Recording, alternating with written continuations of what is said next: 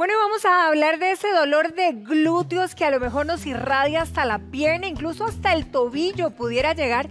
Y uno se pregunta a qué se debe, qué es lo que lo está originando. Hoy está con nosotros la doctora, la ortopedista Carla Martínez, a quien le damos la bienvenida. Doctora, un placer tenerla en nuestra casa. Muchas gracias, un placer estar de nuevo con ustedes.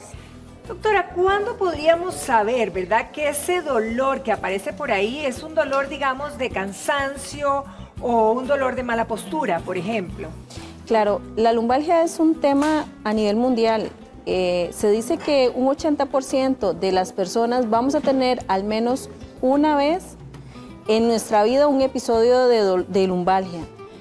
¿Qué es lo importante de la lumbalgia? Siempre tratar de corregir nuestra postura, siempre estar cuidando la forma en cómo alzamos los objetos, que en vez de agacharnos hacia adelante y hacer un brazo palanca muy largo, es preferible acuclillarnos y usar los cuádriceps, que son los músculos más potentes que tenemos. A veces, porque nos da pereza o por la carrera, nada más nos agachamos a alzar el objeto y esto nos puede llevar a contracturas a nivel lumbar.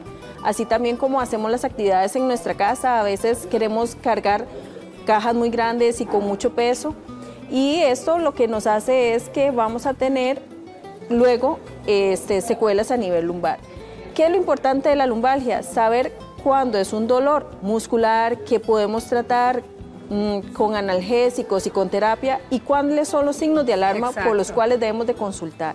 Ahora, ¿cómo podemos saber, digamos, que no tenemos un problema en el hueso o que ese dolor no se origina por el hueso o por músculos, verdad? Porque de repente se distorsiona, digamos. Claro, saber la causa de una lumbalgia es difícil.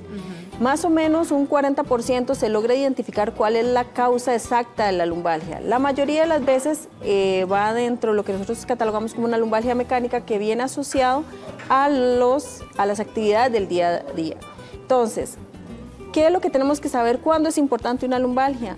Cuando tuvimos un trauma severo que nos puede orientar que pudo haber una fractura o alguna lesión mayor, cuando hay un antecedente de cáncer y podemos pensar que haya una lesión que esté creciendo a nivel lumbar, cuando hay una infección que se asocia a fiebre, los niños, que es muy poco frecuente que un niño haga lumbalgia, entonces ahí sí nos despierta y nos llama la atención y por lo cual tenemos que investigarlos, claro. O en adultos ya mayores, que no estén asociadas a problemas degenerativos. Cuando hay enfermedades asociadas, por ejemplo, a las enfermedades reumáticas o enfermedades endocrinológicas, cuando se toma esteroides por largos periodos, pueden hacer que hayan fracturas por osteopenia a nivel lumbar o en adultos mayores que ya tienen sus fracturas por osteoporosis a nivel de columna. Doctora, en su criterio, ¿verdad? Porque generalmente cuando nosotros nos empieza a doler algo y sobre todo cuando nos empieza a doler aquí, ¿verdad? La espalda baja, irradia en diferentes lugares, uno lo primero que hace es tomarse un antiinflamatorio. Dice, bueno, para aplacar un poco el dolor. ¿En qué medida esto es correcto, verdad? ¿Y en qué medida esto no debería seguir? A ver, cuando es un episodio agudo, nosotros podemos, tomar analgésico y ver si alivia. Se supone que una lumbalgia no complicada va a ceder con los analgésicos normales, como el acetaminofén. Antiinflamatorios se pueden tomar, pero hay que tener cuidado, digamos, si las personas padecen de presión alta o padecen de los riñones o una alergia a los antiinflamatorios, no nos podemos automedicar. Pero si ya está indicado y vemos que mejora con esto, pues realmente es un signo de que es una lumbalgia por alguna recarga que hicimos, una mala postura, un viaje largo que hicimos en auto o en bus y que no tenemos un buen soporte lumbar, o a veces estamos trabajando en la oficina y no tenemos un adecuado respaldo en la silla, que se nos olvida la parte ergonómica de nuestro trabajo, o que estamos muchas horas de pie y no hemos cambiado de postura. Por ejemplo, la gente que trabaja largos periodos de pie se les recomienda que tengan un banquito para que puedan subir un pie, descansar y después subir el otro y alternar. Pero cuando el episodio va más allá de una semana o que realmente nos asocia a estos signos de alarma que dijimos, o por ejemplo, que perdemos el control de esfínteres, que nos orinamos y nos defecamos sin darnos cuenta, esto sí hay que consultarlo de emergencia. Esto es una emergencia y a nosotros nos indica que hay algo más ahí, claro, que no solamente es óseo muscular.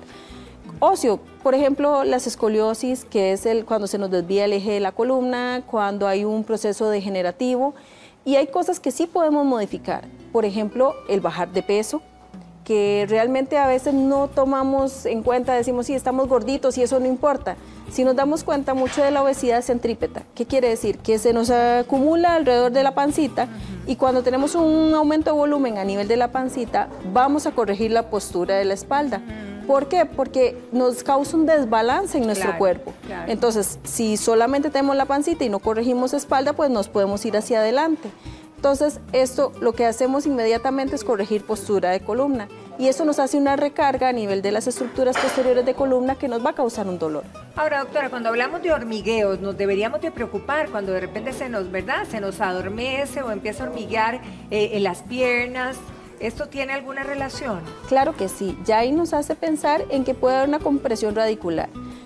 La columna es una estructura sólida, fuerte, que protege la médula ósea que va en el centro, que es como el centro de información que va del cerebro a nuestras extremidades, y a la vez van saliendo los nervios a nivel de cada nivel.